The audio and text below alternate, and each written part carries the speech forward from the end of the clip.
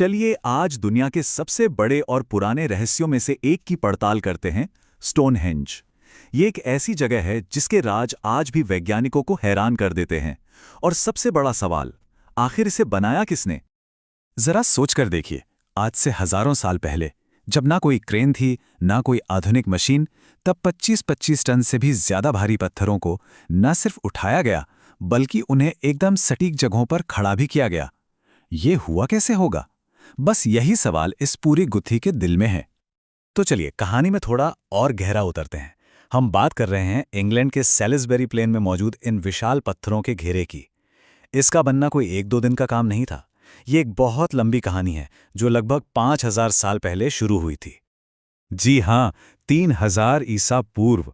मतलब ये मिस्र के महान पिरामिड से भी पुराना है। इससे ये तो साफ हो जाता है कि हम किसी मामूली ढांचे की नहीं बल्कि इंसानी इतिहास के एक बहुत ही गहरे पन्ने की बात कर रहे हैं।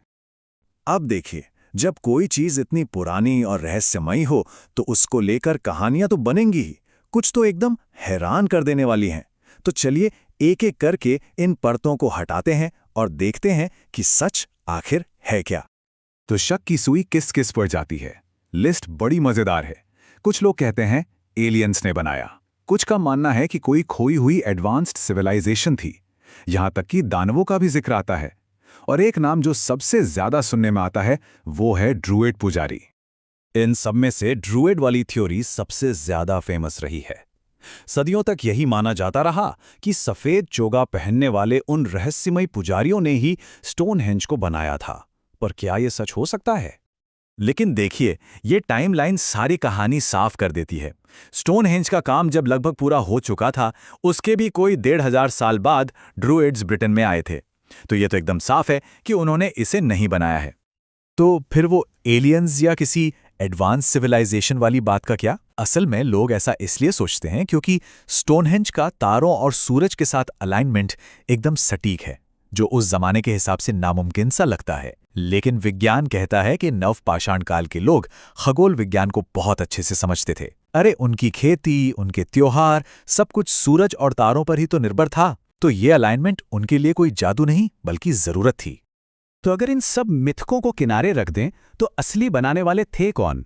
इसका जवाब हमें मिलता है पुरातात्विक सबूतों से, मतलब उन चीजों से जो वहां खुदाई में मिली हैं।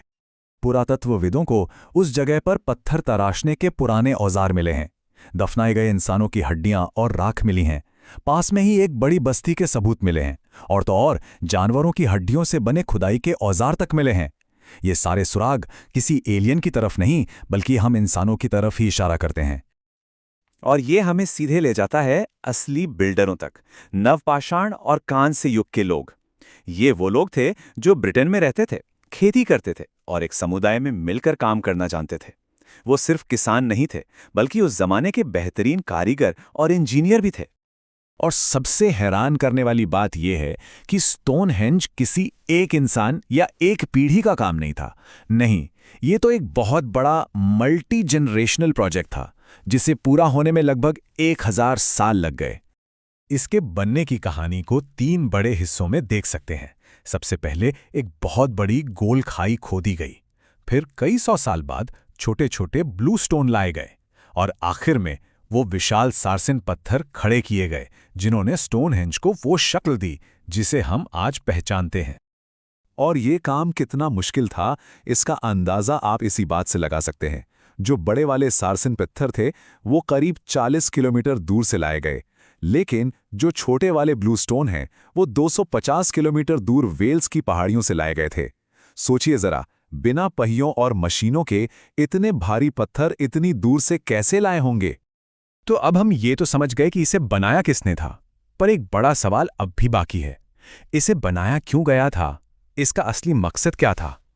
और रिसर्चर्स मानते हैं कि इसका कोई एक मकसद नहीं था। ये एक कब्रिस्तान था क्योंकि यहाँ बहुत सारी इंसानी राख मिली हैं। ये एक खगोलीय कैलेंडर था जो मौसम और संक्रांति की एकदम सटीक जानकारी देता था। कुछ का मानना है कि ये इलाज की जगह थी, और शायद सबसे बढ़कर ये एकता का प्रतीक था। एक ऐसा मेगा प्रोजेक्ट जिसने अलग अलग कबीलों को साथ मिलकर काम करने के लिए जोड़ा। तो चलिए इन सारे सबूतों को एक साथ रखते हैं और इस सवाल का आखिरी जवाब ढूंढते हैं कि स्टोनहेंज को असल में किसने बनाया था। तो कुल मिला के कहानी यह है कि स्टोनहेंज किसी एक का काम नहीं था। ये ब्रिटेन के शुरुआती किसानों, खगोलविदों और इंजीनियरों की कई पीढ़ियों का 1000 साल लंबा नेशनल प्रोजेक्ट था। ये उनकी टीम वर्क, उनकी प्लानिंग और उनके जज्बे का एक जबरदस्त सबूत है। और आखिर में स्टोनहेंज हमें एक बहुत गहरी बात याद दिलाता है। ये बताता है कि हमारे पूर्वज हमसे कम नहीं थे, वो भी हमारी तरह होशियार थे, ऑर्गेनाइज थे और क्रिएटिव थे। ये स्मारक सिर्फ पत्थरों का एक घेरा नहीं है, बल्कि हजारों सालों से चली आ रही इंसानी सूझबूझ और सहयोग की एक अमर कहानी है।